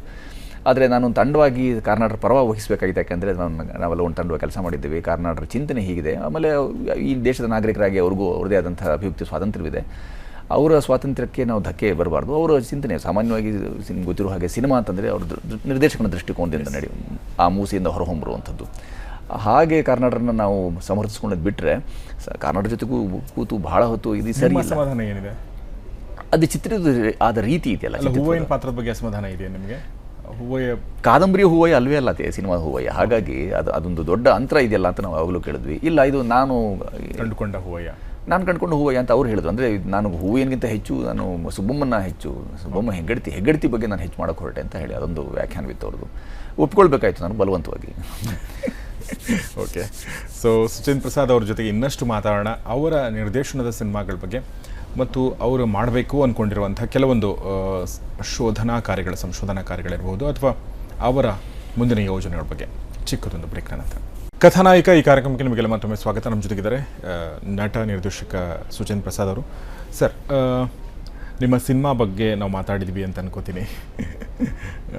ಈಗ ನಾನು ನಿಮ್ಮ ಮುಂದಿನ ಯೋಜನೆಗಳ ಬಗ್ಗೆ ಮಾತಾಡೋಕ್ಕಿಂತ ಮುಂಚೆ, ಬಾಹುಬಲಿ ನೋಡಿದ್ರಾ ನೀವು? ನೋಡೋಲ್ಲ ಅನ್ನೋ ತೀರ್ಮಾನ. ಯಾಕೆ ಅಂತ? ಸಾಮಾನ್ಯವಾಗಿ ನನಗೆ ಗೊತ್ತಿರೋ ಹಾಗೆ ಮಾಧ್ಯಮ ಉದ್ಯಮವಾಗಿ ಪರಿವರ್ತಿತವಾಗಿರೋದ್ರ ಬಗ್ಗೆ ಖೇದ ಇದೆ ನನಗೆ. ಓಕೆ, ಅದು ಉಪಜೀವನಕ್ಕೆ ಬೇಕಾದಂಥ ಬಾಹುಗಳು ಆಗಬೇಕಾಗಿತ್ತು. ಆದರೆ ಅದೊಂದು ಕಬಂಧ ಬಾಹುವಾಗಿ ಆಕ್ರಮಿಸಿಕೊಂಡು ಜನರನ್ನು ಹಾದಿ ತಪ್ಪಿಸ್ತಾ ಇದೆ ಅಂತ ಬಹಳ ತೀವ್ರವಾಗಿ ನನಗನ್ನಿಸ್ಬಿಟ್ಟಿದೆ. ಅದರ ಬಲಿ ಅಂತ ಅವರೇ ಹೇಳ್ತಿದ್ದಾರೆ. ಬಾಹುಗಳನ್ನು ಬಲಿ ತಗೊಂಡ ಮೇಲೆ ಮತ್ತೆ ಅದನ್ನು ನೋಡಿ ಆನಂದಿಸೋದೇನಿದೆ, ಅದರಲ್ಲಿ ನನಗೇನಾದರೂ ಬೌದ್ಧಿಕವಾಗಿ ನನ್ನ ಎತ್ತರವನ್ನು ಸಾಧಿಸ್ತೀನಿ ನೋಡೋದ್ರ ಮುಖಾಂತರ ನನಗನ್ನಿಸಿಲ್ಲ. ಹಾಗಾಗಿ ಬಾಹುಬಲಿ ಅಥವಾ ಅಂತಹ ಸಿನಿಮಾಗಳನ್ನು ನೋಡೋದ್ರ ಮುಖಾಂತರ ಅದರಲ್ಲಿ ಏನು ವಿಶೇಷ ಇದೆ, ಯಾಕೆ ಎಲ್ಲರೂ ಹೋಗಿ ಮುಗಿಬಿದ್ದು ನೋಡ್ತಾ ಇದ್ದಾರೆ ಅನ್ನೋ ಕೆಟ್ಟ ಕುತೂಹಲ ನನಗಿಲ್ಲ. ಹಾಗಾಗಿ ಬಾಹುಬಲಿ ಅಂತ ಸಿನಿಮಾಗಳನ್ನು ನಾನು ದೂರ ಇಡ್ತೇನೆ. ಅದರ ಬದಲು ತುಂಬ ಸಿನಿಮಾಗಳನ್ನು ಸದಭಿರುಚಿಯನ್ನು ಬಿತ್ತೋದಕ್ಕೋಸ್ಕರ ಅಂತ ಮಾಡಿದಂಥ ಹೇರಳ ಸಿನಿಮಾಗಳು, ಉದಾಹರಣೆಗೆ ನಾನು ತೌಲನಿಕ ಅಧ್ಯಯನ ಮಾಡ್ತಾ ಇಲ್ಲ, ಮರಳಿ ಮನೆಗೆ ನನಗೆ ಹೆಚ್ಚು ಸೂಕ್ತ ಅಂತ ಅನಿಸುತ್ತೆ, ಈ ಕಾಲಘಟ್ಟಕ್ಕೆ ಬೇಕು ಅಂತ. ಅಲ್ಲ, ಕರೆಕ್ಟ್ ನೀವು ಹೇಳೋದು. ಬಟ್ ಏನು ಸರ್, ಈಗ ಮರಳಿ ಮನೆಗೆ ನಾವೆರಡನ್ನು ಕಂಪೇರ್ ಮಾಡೋಕ್ಕಾಗೋದಿಲ್ಲ. ನೀವು ಹೇಳಿದ ಹಾಗೆ ಬೌದ್ಧಿಕ ಮಟ್ಟಗಳು ಅಥವಾ ಬೇರೆ ಬೇರೆ ವಿಚಾರಗಳಿರ್ಬೋದು, ಮತ್ತು ರೀಚ್. ಈಗ ಫಾರ್ ಎಕ್ಸಾಂಪಲ್ ನಾವು ಇನ್ನೊಂದು ಆಮಿರ್ ಖಾನ್ದ ಸಿನಿಮಾ ಬಂತು, ದಂಗಲ್ ಅಂತ. ಆ ಸಿನಿಮಾ ಕೂಡ ತುಂಬ ಒಳ್ಳೆ ಬಿಸ್ನೆಸ್ ಮಾಡ್ತು. ಜೊತೆಗೆ ನೀವು ಹೇಳಿರುವಂಥ ಏನು ತುಂಬ ಒಳ್ಳೆ ವಿಚಾರಗಳನ್ನ ಬಿತ್ತರಿಸುವಂಥ, ನಮ್ಮ ರಾಷ್ಟ್ರೀಯತೆಯನ್ನು ಎತ್ತಿ ಹಿಡಿಯುವಂಥ, ನಮ್ಮ ಕೌಟುಂಬಿಕ ಮೌಲ್ಯಗಳನ್ನ ಎತ್ತಿ ಹಿಡಿಯುವಂಥ ಕೆಲಸ ಕೂಡ ಮಾಡ್ತು. ಸೊ ನಾವು ಯಾಕೆ ಅಂದರೆ ಬಿಸ್ನೆಸ್ ಆದರೂ ಕೂಡ ಅದು ರೀಚ್ ಆಗ್ತಾ ಇದೆ ಅಲ್ವಾ. ಈಗ ಅವರು ದುಡ್ಡು ತೊಗೊಂಡಿರ್ಬೋದು, ಕಳಿಸಿರ್ಬೋದು, ಬಟ್ ಅದು ಮುಟ್ತಾ ಇದೆ, ಜನ ಸಮೂಹನ ಮುಟ್ತಾ ಇದೆ ಅಲ್ವಾ. ಅದು ಅದ್ರ ಶಕ್ತಿ ಅಲ್ವಾ, ಅದನ್ನ ಯಾಕೆ ನಾವು ಇದನ್ನು ಮಾಡಬೇಕು ಅಂತ. ನನ್ನ ಮಟ್ಟಿಗೆ ಸಮೂಹ ಸನ್ನಿ ಕಾಯಿಲೆ ಅಲ್ಲದೇ ಇರುವಂಥ ಪರಿಸ್ಥಿತಿ ಅಲ್ಲ. ಸಮೂಹ ಸನ್ನಿ ಕಾಯಿಲೆ ಅಲ್ಲದಂಥ ಪರಿಸ್ಥಿತಿ ಅಲ್ಲ. ಸಮೂಹ ಸನ್ನಿ ನಾನು ಕಾಯಿಲೆ ಅಂತ ಅಂದ್ಕೊಂಡವ. ಹಾಗಾಗಿ ಅದರ ಅಡಕ ಏನು ಅಂತ ಮೊದಲ ಭಾಗ ನೋಡಿದೆ ನಾನು, ಇಲ್ಲ ಅಂತಿಲ್ಲ. ಮೊದಲ ಭಾಗವನ್ನು ನೋಡಿ ಎರಡನೇ ಭಾಗ ಏನಿರಬಹುದು ಅಂತ ಗಮನಿಸಿ. ಸಮೂಹ ಈ ಪ್ರಜಾಪ್ರಭುತ್ವ ಅಂದ್ರೆ ಸಮೂಹ ಸನ್ನಿ ಅಲ್ವಾ. ಸೊ ನಾವು ಅದನ್ನ ಹೆಂಗೆ ಡಿನೈ ಮಾಡೋಕ್ಕಾಗುತ್ತೆ? ಪ್ರಜಾಪ್ರಭುತ್ವನ ಸಮೂಹ ಸನ್ನಿ ಅಲ್ಲ. ಹಾಗೆ ನಾವು ಅನ್ಬೋದಲ್ವಾ. ಈಗ ಯಾರು ಜಾಸ್ತಿ ಓಟ್ ತಗೊಳ್ತಾರೆ ಅವರೇ ಇಲ್ಲಿ ರಾಜ ಅಲ್ವಾ. ಈಗ ಓಟ್ ಹಾಕೋದ್ರೆಲ್ಲ ಬುದ್ಧಿವಂತರ, ಅಥವಾ ಅದು ಓಟ್ ಹಾಕಿದ ತಕ್ಷಣ ಮೆಜಾರಿಟಿ ಓಟ್ ಹಾಕಿದ ತಕ್ಷಣ ಸರಿನಾ ಅದು ಅನ್ನೋ ಪ್ರಶ್ನೆ ಬರುತ್ತೆ ನೋಡಿ. ನಮ್ಮಲ್ಲಿ ಯಾವಾಗಲೂ ಒಂದು ಮಾತೇನು, ನಮ್ಮಲ್ಲಿ ಧರ್ಮದ ನೆಲೆಗಟ್ಟಲ್ಲಿ ನಾವು ಹೇಳುವಂಥದ್ದು, ಹೇಗಾಯಿತು ಅನ್ನೋದು ಬಹಳ ಮುಖ್ಯ, ಏನಾಯಿತು ಅಲ್ಲ. ಏನು ಅನ್ನೋದು ನನಗೆ ಗೌಣವೇ, ಹೇಗೆ ಅನ್ನೋದು ಬಹಳ ಮುಖ್ಯ ನನ್ನ ಮಟ್ಟಿಗೆ. ಅಂದರೆ ಇತರರ ಬಗ್ಗೆ ನನಗೆ ಗೊತ್ತಿಲ್ಲ, ನಾನು ಈ ದೇಶದ ನಾಗರಿಕ ಮತ್ತು ನನಗೂ ಈ ಥರದ ಸಾಂವಿಧಾನಿಕ ಹಕ್ಕುಗಳಿರೋದ್ರಿಂದ ನಾನು ಇದನ್ನು ತಿರಸ್ಕರಿಸ್ತೇನೆ. ನನಗೆ ಅದರಲ್ಲಿ ನಿಮ್ಮ ಸಾಂವಿಧಾನಿಕ ಹಕ್ಕುಗಳ ಬಗ್ಗೆ ಪ್ರಶ್ನೆ ಮಾಡ್ತಾ ಇಲ್ಲ. ನನಗನ್ನಿಸಿದ್ದು ಅದೊಂದು ಸಮೂಹ ಸನ್ನಿ ಅಲ್ಲದೆ ನನ್ನ ಬೌದ್ಧಿಕ ವಿಕಾಸಕ್ಕೆ ಅದರಲ್ಲಿ ಯಾವ ಸರಕು ಅಥವಾ ಹುರುಳು ಇಲ್ಲ. ಅದರಲ್ಲಿ ಹೇಗೆ ಒಂದು 100 ವರ್ಷ ಬದುಕಿದಂಥ ಡಿಸ್ನಿ ಅಂಥ ಸಂಸ್ಥೆಯು ಆ ಮಗು ಅದನ್ನು ನೋಡ್ತಾ ನೋಡ್ತಾ ಕೊನೆ ಕಲ್ತದ್ದೇನು ಅಂತಂದರೆ ಕುಟ್ಟುವ, ಹರಿಯುವ, ತಿವಿಯುವ, ಚಪ್ಪಟೆ ಮಾಡಿಬಿಡುವ ಈ ಥರದನ್ನ ಕ್ರೌರ್ಯವನ್ನಷ್ಟೇ ನಾವು ಓದಿಸಿದ್ದೇವೆ ಹೊರತು ನನ್ನ ಅಮರಚಿತ್ರ ಕಥೆಯೋ ಅಥವಾ ಬಾಲವನವೋ ಅಥವಾ ಚಂದಮಾಮವೋ ಮಾಡಿದಂಥ ಒಳ್ಳೆಯ ಕೆಲಸವನ್ನು ಡಿಸ್ನಿ ಅಂತ ಸಂಸ್ಥೆಯು ಮಾಡಿಲ್ಲ ಅಂತ ನಾನು ತುಂಬ ಘಂಟಾಘೋಷವಾಗಿ ಧೈರ್ಯವಾಗಿ ಹೇಳಬಲ್ಲೆ. ಯಾಕೆಂದರೆ ಅಲ್ಲಿ ತೋರಿಸಿರುವಂಥದ್ದಲ್ಲ, ಅಂದರೆ ಮಕ್ಕಳನ್ನು ರಂಜಿಸುವ ನಿಟ್ಟಿನಲ್ಲಿ ನಾವು ತೋರಿಸಿರುವಂಥದ್ದು ಕ್ರೌರ್ಯ ಅನ್ನೋದು ಜಗತ್ತಿಗೆ ಗೊತ್ತಿದ್ದಾಗ್ಯೂ ಸಹ 100 ವರ್ಷಗಳ ಪೂರೈಕೆ ಅನ್ನೋದು ಮಾಡುತ್ತೆ ಸಂಸ್ಥೆ. ಹಾಗಂತ 100 ವರ್ಷಗಳಲ್ಲಿ ಮೌಲಿಕ ಕೆಲಸಗಳನ್ನೇ ಮಾಡಿದ್ದಾನೆ ಅಂತ ನಾವು ಅಧ್ಯಯನ ಮಾಡಿ ನೋಡಿದಾಗ, ಅದನ್ನು ಅಭ್ಯಾಸ ನೋಡಿದಾಗ ಇಲ್ಲ ಅನ್ನೋದೇ ಬಹಳ ದೊಡ್ಡ. ಈ ಮುಂದಿನ ತಲೆಮಾರುಗಳಿಗೆ ನಾನು ಏನು ಹಸ್ತಾಂತರ ಮಾಡ್ತೇನೆ ಅದು ಬಹಳ ಮುಖ್ಯವಾಗಿಬಿಡುತ್ತೆ. 100 ವರ್ಷ ನಿಮ್ಮ ಮಕ್ಕಳಾಗಲಿ ನಿಮ್ಮ ಮನೆಯವರಾಗಲಿ ಬಾಹುಬಲಿ ನೋಡೋಣ ಅಂತ ಹೇಳಿಲ್ವಾ? ಹೇಳಿಲ್ಲ. ಬಟ್ ಅವ್ರಿಗೋಸ್ಕರ ಆದರೂ ಹೋಗ್ಬೋದಲ್ವ? ನಾನು ನನಗಾಗಿ ಬದುಕ್ತೇನೆ, ಇತರರ ಅಧಿಕಾರವನ್ನು ಹಕ್ಕುಗಳನ್ನು ಕಸ್ಕೊಳ್ಳೋದಿಲ್ಲ. ಅವ್ರು ನೋಡಬೇಕು ಅಂತ ಅನಿಸಿದ್ರೆ ಖಂಡಿತವಾಗಿ ಹೋಗಿ ನೋಡ್ತಾರೆ. ನನಗೆ ನೋಡಬೇಕು ಅಂತ ಅನಿಸಿಲ್ಲ. ಅದ್ರ ಬದಲು ನಾನು ಹಾತೊರಿತಿದ್ದೇನೆ ಇಂಥ ಯಾವುದೋ ಅಭಿರುಚಿ ಉಳ್ಳಂತ, ಅಂದರೆ ವಿಕಾಸದ ಕೆಲಸಗಳನ್ನು ಹೆಚ್ಚು ಮಾಡೋಣ ಅಂತ. Yes sir. ಸೊ ಅದು ವಿಕಾರ ಅಂತ ನನಗೆ ಗೊತ್ತಿದೆ. ಓಕೆ, ನಿಮ್ಮ ಒಂದಷ್ಟು ಚಿತ್ರಗಳ ಬಗ್ಗೆ ಮಾತಾಡೋದಾದರೆ, ನೀವು ಪ್ರಪಾತ ಅನ್ನೋ ಒಂದು ಸಿನಿಮಾದ ಬಗ್ಗೆ ಸುಮಾರು ಅದ್ರ ಬಗ್ಗೆ ಓದಿದ್ದೀವಿ, ತಿಳ್ಕೊಂಡಿದ್ದೀವಿ. ನೀವು ಅದ್ರ ಬಗ್ಗೆ ತುಂಬ ಸಲ ಮಾತಾಡಿದ್ರಿ ಕೂಡ. ಸೊ ಆ ಚಿತ್ರ ಮತ್ತು ಆ ಥರದ ಯೋಜನೆಗಳ ಬಗ್ಗೆ ದಯವಿಟ್ಟು ಹೇಳಿ. ಪ್ರಪಾತನೇ ನಮ್ಮ ನೆಲದ ಪಾರಂಪರಿಕ ಜ್ಞಾನ. ಅದರಲ್ಲೇ ವೈಮಾನಿಕ ಶಾಸ್ತ್ರಕ್ಕೆ 5,000 ಸಹಸ್ರ ವರ್ಷಗಳ ಇತಿಹಾಸ ಇದೆ. ಅದು ಭಾರದ್ವಾಜ ಮುನಿಕೃತ. ನಮ್ಮಲ್ಲೇ ಇದ್ದಂಥ, ಪಕ್ಕದಲ್ಲೇ ಇದ್ದಂಥ ಆನೆಕಲ್ಲು. ಅಲ್ಲಿನ ಸುಬ್ರಾಯ ಶಾಸ್ತ್ರಿಗಳನ್ನೋದಕ್ಕೆ ಭಾಷ್ಯ ಬರೆದ್ರು. ಅದಕ್ಕೆ ಬರೆದಂಥ ಭಾಷ್ಯದ ಒಟ್ಟಿಗೆ 1896 ಅಂದರೆ 1903 ರೈಟ್ ಸಹೋದರರು ಅಂತ ಇತಿಹಾಸ ಏನು ಹೇಳ್ತಾ ಇದ್ದೇವೆ. ಅದಕ್ಕೂ ಮುಂಚಿತವಾಗಿ ನಾವು ಮಾರುತ್ಸಖ ಅನ್ನೋ ವೈಮಾಂತರಿಕ್ಷ ನೌಕೆಯನ್ನೇ ಉಡ್ಡಯನ ಮಾಡೋದಕ್ಕೆ ನಮಗೆ ಪುರಾವೆ ಸಾಕ್ಷಿಗಳೆಲ್ಲ ಸಿಗ್ತಾ ಹೋಗುತ್ತವೆ. ಅಷ್ಟೆಲ್ಲದರ ನಂತರವೂ ನಾವು ನಮ್ಮ ಪಾರಂಪರಿಕ ಜ್ಞಾನವನ್ನು ಅಸಡ್ಡೆ ಅನಾದರ ಗೌರವಗಳಿಂದಲೇ ನೋಡ್ತೇವೆ. ಅದನ್ನು ನಾವು ಮಾನ್ಯ ಮಾಡೋದಿಲ್ಲ. ಭಾರತೀಯ ವೈಜ್ಞಾನಿಕ ಸಂಸ್ಥೆಗಳಂತವರು ಸಹ 7 ಪುಟಗಳಲ್ಲಿ ಸಂಸ್ಕೃತ ಅಷ್ಟು ಬಲ್ಲೆ ನಾನು, ಆದರೆ ಇದರಲ್ಲಿ ಏನು ಹುರುಳಿಲ್ಲ ಅಂತ ಹೇಳಿದಾಗಲೂ ನನಗೆ ಹಾಗಾದರೆ ಸಂಸ್ಕೃತನ ಆಮೂಲಾಗ್ರ ಬಲ್ಲವರು ಅವರೇ ಅದನ್ನು ಹೇಳ್ತಿದ್ದಾರೆ, ನಮಗೆ ಕೆಲವು ಪದಗಳು ಪರಿಚಯವೇ ಆಗ್ತಾ ಇಲ್ಲ ಅದರಲ್ಲಿರುವಂಥದ್ದು. ನಾನು ಹೇಳುವಂಥದ್ದು, ನಮ್ಮನ್ಯಾದರೂ ನಮ್ಮ ಪಾರಂಪರಿಕ ಜ್ಞಾನ ಅಂತ ಹೇಳಿ ಆವರಿಸಿಕೊಂಡು ತುಂಬ ಭಾವೋದ್ವೇಗದಿಂದ ಭಾವೋನ್ಮಾದದಿಂದ ವರ್ತಿಸೋದ್ರ ಬದಲಿಗೆ ಅದರಲ್ಲಿನ ಹುರುಳುಗಳ ಬಗ್ಗೆ ಒಂದಿಷ್ಟು ಘನ ಚರ್ಚೆ ಆಗಬೇಕಾಗಿತ್ತು. ಒಂದು ವೇದಿಕೆಯಲ್ಲಿ ಪಾರಂಪರಿಕ ಜ್ಞಾನದ ಬಗ್ಗೆ ಮತ್ತು ವಿಜ್ಞಾನದ ಬಗ್ಗೆ. ಹಾಗೆ ನೋಡಿದ್ರೆ ವಿಜ್ಞಾನದ ನಿಲುಕಕ್ಕೆ ಸಿಕ್ಕಿರೋದು ಕೇವಲ ಕವಡೆ ಗಾತ್ರ ಅಂತ ಇಡೀ ವಿಜ್ಞಾನದ ಸಮುದಾಯ ಒಪ್ಕೊಳ್ಳುತ್ತೆ. ಆನಂತರವೂ ನಾವು ಆಗದ ಸಂಗತಿ ಏನು ಅಂತಂದರೆ, ಪಾರಂಪರಿಕ ಜ್ಞಾನ ಒಂದು ಕಡೆ ಇದೆ, ವಿಜ್ಞಾನ ಇದೆ. ಎರಡೂ ಒಂದೇ ವೇದಿಕೆ ಬಂದು ಕೂತು ಘನ ಚರ್ಚೆಯನ್ನು ಮಾಡಿಕೊಂಡು ನಮ್ಮ ನೆಲ ಅನ್ನೋದನ್ನು ಪ್ರಧಾನವಾಗಿ ಇಟ್ಟುಕೊಂಡು ಇಲ್ಲೇನೇನು ಘಟಿಸಿವೆ, ಇಲ್ಲೇನು ಆಗಿರ್ಬೋದು, ಇದನ್ನೆಲ್ಲ ನಾವು ಯಾಕೆ ಆಗಿಲ್ಲ ಅಥವಾ ಆಗಿದ್ದನ್ನು ನಾವು ಯಾಕೆ ಒಪ್ಪಿಕೊಂಡಿಲ್ಲ ಅನ್ನೋದನ್ನು ನಾನು ಪ್ರಪಾತ ಅನ್ನೋ ಬೌದ್ಧಿಕ ಅಧಪಾತ ಅನ್ನೋ ಸಿನಿಮಾದಲ್ಲಿ, ನಮ್ಮಲ್ಲಿ ಉದಾಹರಣೆಗೆ ನಾವು ಪಠಿಸುವ ಮಂತ್ರಗಳೇನಿವೆ ಅವುಗಳಲ್ಲಿ ವಿಜ್ಞಾನ ಅಡಗಿದೆ, ವೇದಗಳಲ್ಲಿ ವಿಜ್ಞಾನ ಅಡಗಿದೆ ಅಂತ ನಮಗೆ ಗೊತ್ತಿದೆ. ಬಿಗ್ ಬ್ಯಾಂಗ್ ಅಂತ ನೀವೇನು ಮಾಡ್ಕೊಳ್ತಿದ್ದೀರಿ, ಬಹಳ ದೊಡ್ಡ ತಯಾರಿ ಮಾಡಿ ಸೃಷ್ಟಿ ರಹಸ್ಯ ತಿಳಿಯೋಕೆ ಹೋಗ್ತಿದ್ದೀರಿ, ಅದು ಹಿರಣ್ಯಗರ್ಭ ಸೂಕ್ತದಲ್ಲಿ ನಮ್ಮಲ್ಲಿ ಆಗಲೇ ಉಲ್ಲೇಖಿತ. ಅವ್ಯಾವನ್ನು ನಾವು ಮಾನ್ಯ ಮಾಡದೇ ಇರೋದ್ರ ಬಗ್ಗೆ ನನಗೆ ತುಂಬ ಖೇದ ಅನ್ನಿಸ್ತು. ಅಂದರೆ ಅವುಗಳನ್ನ ಆಮೂಲಾಗ್ರ ಅಧ್ಯಯನವೇ ಮಾಡದೆ ಯಾವುದೋ ಒಂದು ಇದಮಿತ್ತಮ್ ಅಂತ ಹೇಳಿ ಇದು ಸರಿ ಇಲ್ಲ ಅಂತ ಹೇಳಿಬಿಡುವಂಥ ಕೆಲಸ ಇದೆಯಲ್ಲ, ಅದು ನನಗೆ ಮಟ್ಟಿಗೆ ಭಾಳ ವಿಷಾದನೀಯ ಅಂತ ಅನ್ನಿಸಿಯೇ ನಾನು ಅದನ್ನೆಲ್ಲ ಪ್ರಶ್ನೆ ಮಾಡೋದಕ್ಕಾಗಿ ಪ್ರಪಾತ ಅಂತ ಮಾಡಿದೆ. ಅವನ್ನ ಹೊರಗಡೆ ಯಾಕೆ ಬಿಡ್ತಾ ಇಲ್ಲ, ಯಾವುದೇ ಜನರಿಗೆ ಕಾಣಿಸ್ತೀವಿ. ನಾನು 1250 ಪ್ರದರ್ಶನಗಳನ್ನು ಮಾಡಿದ್ದೇನೆ ಅದನ್ನು. ಮೊನ್ನೆ ಉತ್ತನಹಳ್ಳಿ ಅಂತಂದು ಅಲ್ಲೊಂದು ಪಾರಂಪರಿಕ ಜ್ಞಾನದ ಕುರಿತಾಗಿ ಒಂದಿಷ್ಟು ಕಳಕಳಿ ಕಾಳಜಿ ಇರುವಂಥ ಒಂದು ಸಂಸ್ಥೆ ಅದು ಮೈಸೂರಿನಲ್ಲಿ. ಅಲ್ಲಿಯೂ ಸಹ ಅದನ್ನು ತಾವೇ ಸ್ವತಃ ಸಿನಿಮಾ ತೊಗೊಂಡು ಹೋಗಿ ನೋಡಿ 1,000-2,000 ಜನ, ಮತ್ತು ಅದಕ್ಕೆ ಬೇಕಾದಂತಹ ಪರಿಕರಗಳನ್ನೆಲ್ಲ ಒದಗಿಸ್ಕೊಂಡು ಅದು ಏನು ಅನ್ನಿಸ್ತು ಅಂತ ಅಭಿಪ್ರಾಯವನ್ನು ನಮಗೆ ಕೊಡುವಂಥ ಕೆಲಸ ಮಾಡ್ತಾರೆ. ಹೊರದೇಶಗಳಿಂದ ಬೇರೆ ಬೇರೆ ವಿಶ್ವವಿದ್ಯಾಲಯಗಳಿಂದ ಜನ ಬಂದು ಇಲ್ಲಿ ಯವೇಕತೆ ನೋಡಿ ಅದರ ಪಾಠ್ಯಗಳನ್ನು ಪೂರ್ತಿ ಅದರಲ್ಲಿರುವಂಥ ಮಾಹಿತಿಯನ್ನು ಒಂದು ಕಡೆ ನಕಲು ಮಾಡಿಯೋ ಅಥವಾ ಬರೆದಿಟ್ಕೊಳ್ಳುವಂಥ ಸಾಹಸವನ್ನು ಮಾಡ್ತಾರೆ. ಆದರೆ ನಮ್ಮವರು ಮಾತ್ರ ಅದನ್ನು ನೋಡುವ ಒಂದು ಸಣ್ಣ ಸೌಜನ್ಯವನ್ನು ತೋರುವುದಿಲ್ಲ. ನಮ್ಮ ನೆಲದಲ್ಲಿ ಮಾತ್ರವೇ ಹೀಗಾಗ್ತಾ ಇರೋದ್ರ ಬಗ್ಗೆಯೂ ನನಗೆ ತುಂಬ ಆಕ್ರೋಶ ಇದೆ. ಎಸ್ ಸರ್, ನಿಮ್ಮ ಮುಂದಿನ ಯೋಜನೆಗಳು ಸಂದಿಗ್ಧ ಅನ್ನೋ ಸಿನಿಮಾದ ಬಗ್ಗೆ ನೀವು ಹೇಳ್ತಾ ಇದ್ದೀರಾ. ಮಕ್ಕಳ ಹಕ್ಕುಗಳ ಸಂರಕ್ಷಣೆ ಅಥವಾ ಉಲ್ಲಂಘನೆ ಕುರಿತಾಗಿ ಒಂದು 6 ವರ್ಷ ಸತತವಾಗಿ ನಾವು ಹಳ್ಳಿ ಅಲ್ಲದಾಗ ನಿಜವಾಗಿಯೂ ಈ ದೇಶದಲ್ಲಿ ಆಗ್ತಿರೋದೇನು ಅಂದರೆ ಹುಳುಕು ಥಳಕು ಕೊಳಕು ಬೆಳಕೆಲ್ಲ ಕಾಣಿಸಿತ್ತು ನಮಗೆ. ಅದನ್ನು ಕಥಾಭಾಗ ಮಾಡಿಕೊಂಡು ಸಂದಿಗ್ಧ ಎಳೆಯ ಮನ ದಗ್ಧ ಅನ್ನೋ ಹೆಸರಿನಲ್ಲಿ ಪೂರ್ಣ ಪ್ರಮಾಣದ ಚಿತ್ರವೊಂದನ್ನು ಮಾಡಕ್ಕೆ ಹೊರಟಿದ್ದೀನಿ. ಎಸ್ ಸರ್, ಮತ್ತೊಂದು ಸಲ ಮರಳಿ ಮನೆಗೆ ಆ ಚಿತ್ರ ನಿಮ್ಮ ನಟಿಸಿರುವಂಥ ಮತ್ತು ಸುಮಾರು ಜನ ಅದರಲ್ಲಿ ಪ್ರತಿಭಾವಂತರಿದ್ದಾರೆ ಮತ್ತು ಯೋಗೇಶ್ ಅವರ ಮೊದಲನೇ ಚಿತ್ರ, ಆ ಚಿತ್ರ ಚೆನ್ನಾಗಿ ಹೋಗಲಿ, ವಿಶೇಷವಾಗಿ ಜನರನ್ನು ರೀಚ್ ಆಗಲಿ ಅಂತ ಹಾರೈಸ್ತೀನಿ ಸರ್. ನಮ್ಮ ಜೊತೆ ಇಲ್ಲಿವರೆಗೆ ಬಂದು ಮಾತಾಡಿದ್ದಕ್ಕೆ ನಿಮಗೆ ತುಂಬ ತುಂಬ ಧನ್ಯವಾದ. ಆ್ಯಕ್ಚುಲಿ ಅರ್ಧ ಗಂಟೆ ಅವಧಿ ನಿಮ್ಮ ಜೊತೆ ಮಾತಾಡೋಕ್ಕೆ ತುಂಬ ಕಡಿಮೆ ಅಂತ ನನಗೆ ಗೊತ್ತು. ಆದರೂ ಒಂದು ಸೆಳಕು, ಒಂದು ಹೊಳಹು ನಿಮ್ಮ ವಿಚಾರಧಾರೆಯ ಅದು ನಮಗೆ ಸಿಕ್ಕಿದೆ ಅಂತ ಅಂದ್ಕೊಂಡು thank you very much sir. ಸುದ್ದಿವಾಹಿನಿ ನಿರಂತರ ಸುದ್ದಿ ಮಾಡ್ತಲೇ ಇರಲಿ, ಅದು ಮೌಲಿಕವಾದ್ದಾಗಲಿ ಅಂತ ನಾನು ಹಾರೈಸ್ತೇನೆ. ನಮಸ್ಕಾರ, ಥ್ಯಾಂಕ್ ಯು. ಸೊ ಇದು ಇವತ್ತಿನ ಕಥಾನಾಯಕ, ನಟ, ನಿರ್ದೇಶಕ ಮತ್ತು ಬೇರೆ ಬೇರೆ ಮುಖಗಳನ್ನು, ಬೇರೆ ಬೇರೆ ಆಯಾಮಗಳನ್ನು ಅವರ ವ್ಯಕ್ತಿತ್ವಕ್ಕೆ ಹೊಂದಿರುವಂತಹ ಸುಚೇನ್ ಪ್ರಸಾದ್ ಅವರೊಂದಿಗಿನ ಸಂದರ್ಶನ. ಇದು ನಿಮಗೆ ಇಷ್ಟ ಆಯಿತು ಅಂತ ಭಾವಿಸ್ತಾ ಈ ಕಾರ್ಯಕ್ರಮ ಮುಗಿಸ್ತಾ ಇದ್ದೀನಿ. ನೋಡ್ತಾ ಇರಿ ಸುದ್ದಿ TV, ನಾವು ಸುಳ್ಳು ಹೇಳಲ್ಲ.